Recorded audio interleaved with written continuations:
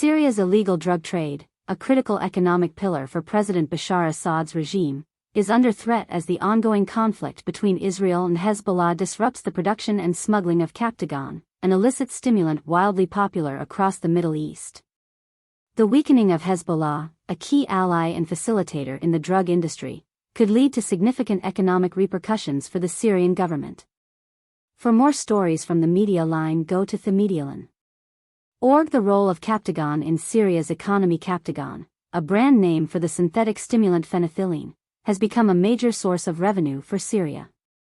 The country is currently the world's largest producer of Captagon, with Syrian drug trafficking reaching nearly 3 times the value of the combined drug trade of Mexican cartels, according to Syrian economic journalist Samir Tal. The war in Syria has drained many economic resources, leading the regime to seek alternative funding, Tal told the media line. Drugs of all kinds have become the most important economic resource for the Syrian regime and Hezbollah over the past 10 years. Sanctions and key figures in the drug trade. In March of last year, the UK, the US, and the European Union imposed sanctions on individuals suspected of involvement in the Captagon trade, including 2 of Assad's cousins. The Syrian regime, along with Hezbollah, the Lebanese group closely intertwined with the regime, is believed to rely on drug sales to fund military actions. According to the UK, Assad earns around $60 billion annually from drug revenue. During the announcement of its sanctions, the UK asserted that the Syrian regime plays a central role in the drug trade, with shipments worth billions of dollars leaving regime-controlled strongholds like the port of Latakia. Quantities of Syrian drug Captagon by US and coalition partners in Syria, May 31, 2018. The 4th Armored Division and Hezbollah's involvement. The drug trade in Syria is overseen by high-ranking officials and military units, notably the 4th Armored Division led by Maher Assad, the president's brother, and his deputy Ghassan Bilal. Both have been implicated in facilitating drug production and smuggling. In 2021, during the trial of Hassan Mohammed Dakou, a Syrian-Lebanese drug trafficker known as the King of Captagon, evidence emerged of conversations between Dakou and Bilal discussing smuggling drugs across the Syria-Lebanon border. A source within the 4th Armored Division, speaking on condition of anonymity, revealed that most soldiers are involved in the drug trade. The highest authorities provide security cover for those involved, in exchange for absolute loyalty to the Syrian regime, the source said. Hezbollah's global drug operations. Hezbollah's involvement in drug trafficking extends beyond the Middle East. In 2002, the arrest of Lebanese citizen Assad Barakat in Brazil on tax evasion charges unveiled his role in raising funds for Hezbollah through drug trafficking in Latin America. Subsequent arrests included Nimer Zader in 2008 for attempting to smuggle cocaine into the U.S. and Hamza Barakat in 2013 for founding a fraud and smuggling network. Dozens more have been arrested on similar charges, highlighting Hezbollah's global network for funding through illicit means. Iran's financial support to Hezbollah. Hezbollah has long relied on financial and military support from Iran. In the 1980s, Iran provided $100 million annually, increasing to $200 million by 2005 and $300 million from 2006 to 2009.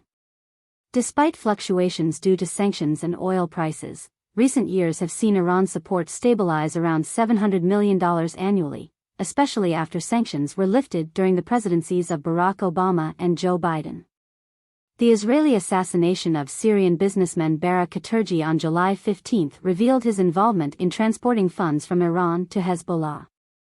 Funds removed by the Quds Force of the Iranian Revolutionary Guard Corps, IRGC, through oil and cash shipments to Syria, sold to a company called BS owned by Katerji, with proceeds transferred to Hezbollah. Mustafa al-Naimi, an expert on Iranian affairs, told the media line that Hezbollah receives not only financial but also military support from Iran, with members undergoing training in Iran and Syria. He noted that Hezbollah is currently facing significant setbacks due to the loss of fighters in the war with Israel and the disruption of financial routes from Iran via Syria. The Al-Qard Al-Hassan Association. Another key financial arm of Hezbollah is the Al-Qard Al-Hassan Association, founded in 1982 with over 30 branches in Lebanon. Operating outside the supervision of Lebanon's central bank, it is on Israel's terrorist list, according to the New York Times.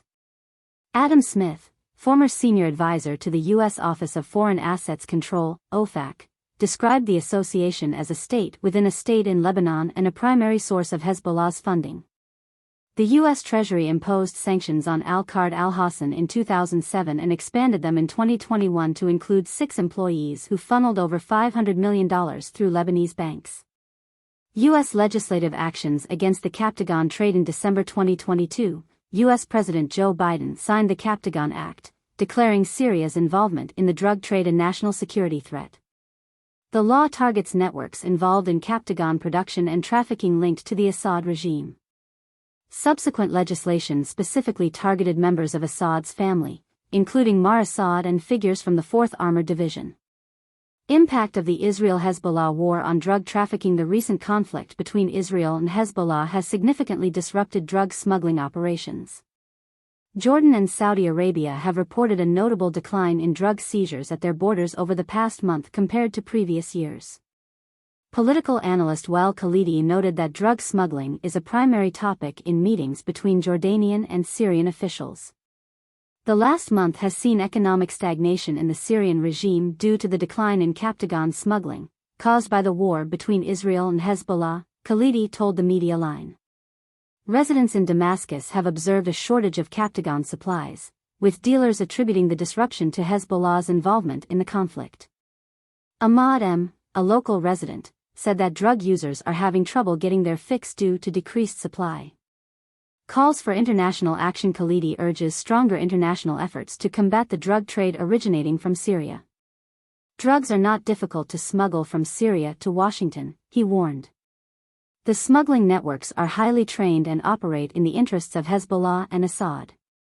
He emphasizes that leniency shown to Syria, including its reintegration into the Arab League and trade deals under the guise of humanitarian aid, has facilitated the drug trade, especially through the port of Latakia.